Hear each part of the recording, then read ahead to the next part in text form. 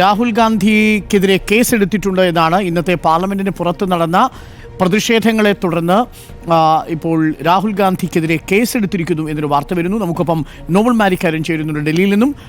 Nobel Marikkaran, നേരത്തെ നാഗാലാൻഡിൽ നിന്നുള്ളൊരു വനിതാ BJP MP പരാതി നൽകിയിരുന്നു. ആ പരാതിയിന്മേലാണോ ഇപ്പോൾ പോലീസ് കേസെടുത്തിരിക്കുന്നത്?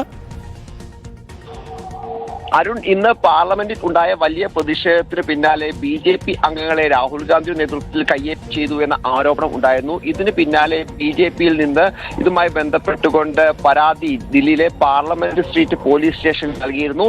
ആ പോലീസ് സ്റ്റേഷൻ നൽകിയ പരാതിയിലാണ് ഇപ്പോൾ കേസെടുത്തിരിക്കുന്നത് ഗുജറാത്തിലെ MP ഹേമന്ത് ജോഷിയുടെ പരാതിയിലാണ്. നേരത്തെ ആണ് സൂചിപ്പിച്ചതുപോലെ വനിതാ അംഗത്തെ കയ്യേറ്റം ചെയ്ത സംഭവത്തിലല്ല. അതുമായി ബന്ധപ്പെട്ടുകൊണ്ട് ആ വനിതാ അംഗം നിലവിൽ രാജ്യസഭാ ചെയർമാൻ ജഗദീപ് ധൻഖർ ഇതുമായി ബന്ധപ്പെട്ട് പരാതി നൽകിയിരിക്കുന്നത്.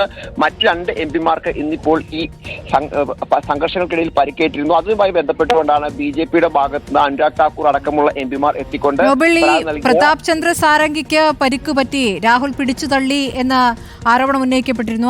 അതിലാണോ ഇപ്പോൾ കേസ്? പക്ഷെ അദ്ദേഹം തന്നെ പറയുന്നുണ്ട് രാഹുൽ അല്ല എന്ന്. സ്മൃതി, അതിനാണ് ഇപ്പോൾ കേസെടുത്തിരിക്കുന്നത്.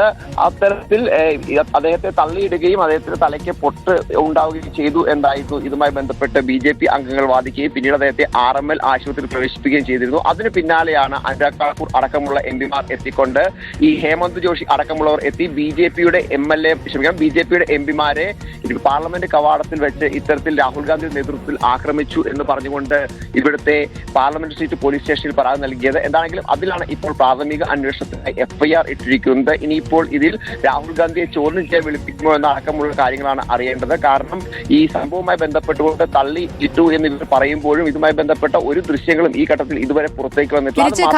ഖാർഗെ പരാതി നൽകിയിട്ടില്ലേ സ്മൃതി? ഇതുമായി ബന്ധപ്പെട്ടുകൊണ്ട് മല്ലികാർജ്ജുൻ ഖാർഗെ അടക്കമുള്ള കോൺഗ്രസ് നേതാക്കൾ പരാതി നൽകിയിരിക്കുന്നത് പോലീസിലല്ല. അവർ പരാതി നൽകിയിരിക്കുന്നത് ലോക്സഭാ സ്പീക്കർക്കാണ്. BJP അംഗങ്ങൾ തങ്ങളെ ആക്രമിച്ചു എന്ന് കാണിച്ചുകൊണ്ടാണ് അവരുടെ കോൺഗ്രസിന്റെ പരാതി ഉള്ളത്.